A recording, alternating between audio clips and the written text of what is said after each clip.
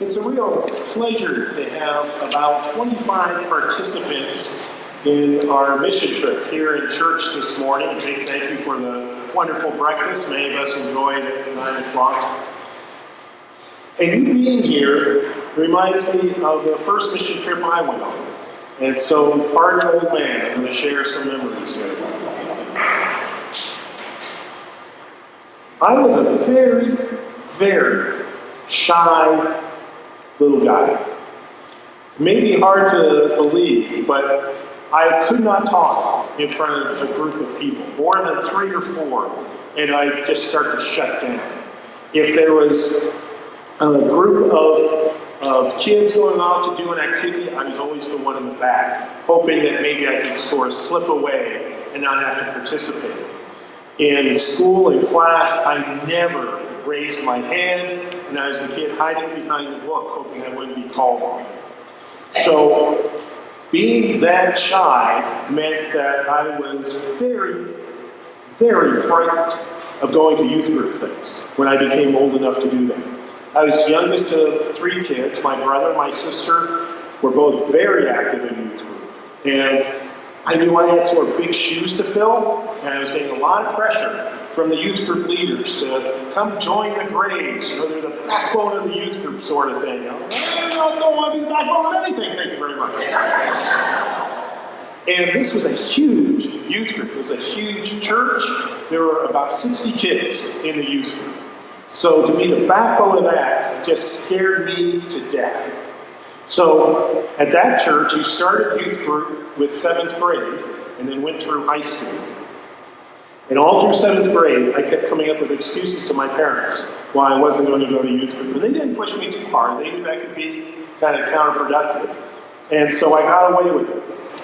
And then the youth group started doing things that sort of caught my ears, interesting. I really like to do that. All these people, I'm not going to do that.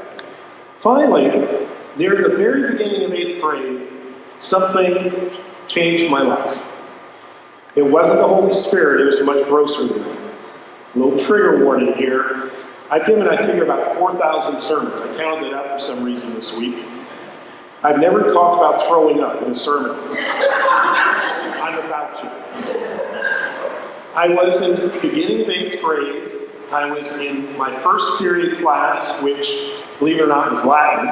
Well, no, you should believe it, because if you took Latin, you never had to recite in front of the class, unlike Spanish or French. They're too hard. So I chose Latin. I almost forgotten that. And so, first period Latin, we had a test that day. And I wasn't feeling really well in the morning, but I wanted to get through that test because if you were sick the day of the test, the teacher really made you sort of an example to the other students. You had to sit in front of the class and take your test. Well, they did other things, but that was something that I dreaded, sitting in front of the class while taking my test.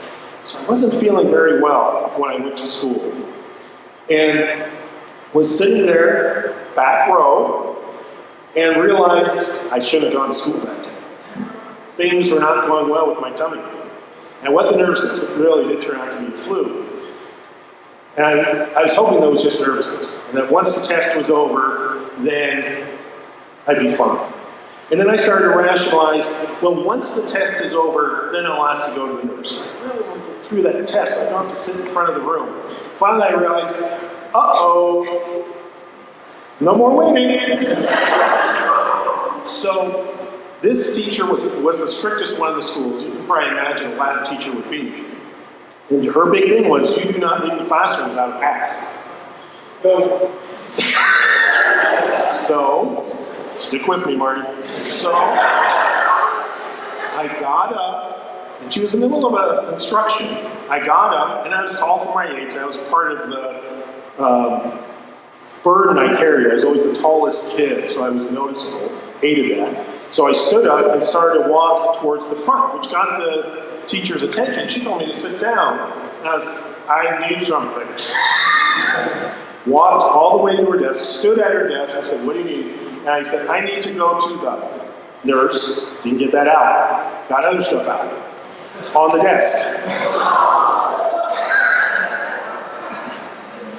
She quickly filled out a pass and sent me on. Now, normally this would not make it into a sermon, especially after a wonderful breakfast.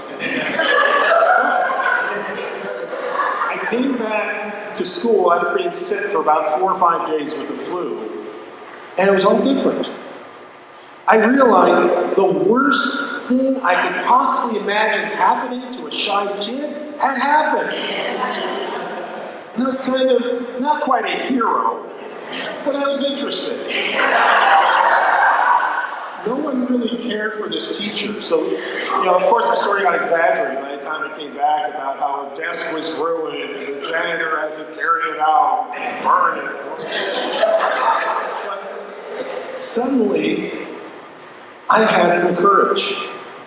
I could now do things because the worst thing that I could imagine had happened to me had happened to me. So the next thing that was going to happen on the youth group calendar was a mission trip. And I said, okay, I can do this now. And so I signed up for the mission trip. Now, this was an extremely wonderful experience, and it was very meaningful. All this took place in San Diego. That's where I was living. And the mission trip was to an orphanage in Tijuana. So we only had to drive about 50 miles from our church to the orphanage. It was hop, skip, and jump, about an hour's drive. But it was a whole other world.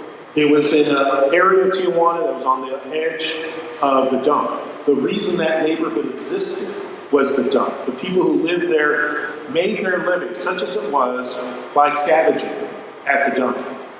And so our youth group was going to help redecorate part of the orphanage, painting and cleaning, things like that, and also to help build a very small, like 10 by 10 foot health clinic for that neighborhood. It was extremely meaningful work. And as we were driving there, I was actually thinking to myself, I'm not scared. I'm not scared anymore. I don't know these kids terribly well. We're packed into what at that time was the version of a van. It was a station wagon. We're packed into this station wagon. There were a whole caravan of station wagons going down. I wasn't scared anymore. I was still shy. I still didn't speak up. I still was far from the backbone of the youth group. But I was able to participate in that mission trip in a way that I would not have been able to before that experience at school. I was able to listen and smile at our hosts, who only spoke Spanish. And that Latin actually came in handy. I could understand little bits and pieces of what they were saying at times.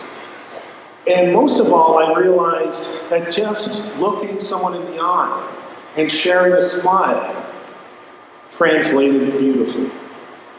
And as a shy kid, I knew how to do that really well. I knew how not to talk, but instead to simply smile and stand there. I learned about how we didn't always get to see the results of what we did. Because on that mission trip, we didn't get very far on this long to-do list. We had been very ambitious, but we ran out of supplies, was what happened, unfortunately. So we learned from that. But then when we would come back for the next 2 years, I was kind of disappointed at first because I could see what other groups and individuals and community members and staff in the orphanage had accomplished when we were absent. I kind of wanted to do this myself, or have my youth group be the ones that saved this building and saved this ministry. But I learned about having to share that and do what I could for the 3 or 4 days we were there, and then let others participate as well and contribute what they could contribute. That was crucial for me to learn as a youth group member. It's carried on all my life. Most of all, I learned that we could change the world. That this was a very, very poor neighborhood with people who had great needs. But the fact that we were willing to come and spend time with them, because we didn't just do things, we didn't just paint and lay cement and build things, but we also, as this mission trip will do, hung out with them. We did things together, usually singing, because that was something that we could each do in our own languages together. But the fact that we were willing to be with them, changed their lives and changed our lives. I learned so much, and none of that would have happened without courage. Not in a weird way, but without courage. And all that does tie in with this morning's gospel, this story of the disciples in the boat with Jesus. Because Jesus rebukes them, it says, for their unbelief.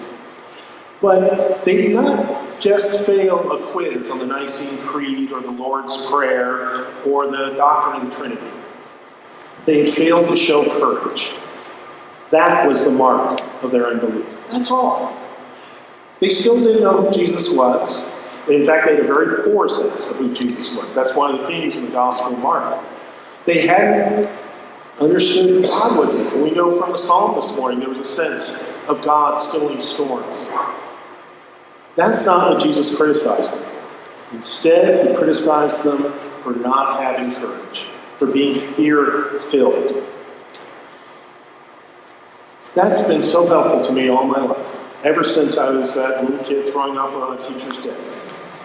That faith is not about what I think, but it's instead about having the courage to walk as God is leading me. How God is leading us as groups, as humanity, as churches. How God is leading us is what faith is about. Having the courage to follow, having the courage to risk, most of all, having the courage to love.